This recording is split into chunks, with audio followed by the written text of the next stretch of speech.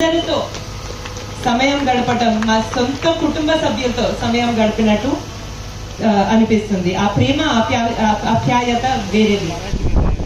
ఇప్పుడు ఈరోజు మన చేనేత శాల ప్రారంభోత్సవంలో పాల్గొనటం నాకు చాలా గర్వంగా ఉంది. మీరందరూ చేసే ఈ అద్భుతమైన కళారూపాలు చూడటం నిజంగా నా అదృష్టం అనుకుంటున్నాను. అదే కాకుండా మీరందరూ మీ చేతితో చేసే ఈ చీరలు కట్టుకోవటం మీరు మా వైపు చూపించే గౌరవం.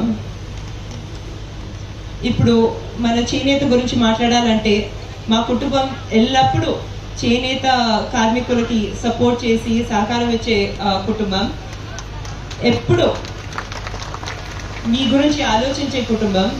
ఆనాడు తాతగారు ఎన్టీఆర్ గారి సమయం నుంచి కానివ్వండి, ఈనాడు నారా చంద్రబాబు నాయుడు గారు, అలాగే నాన్నగారు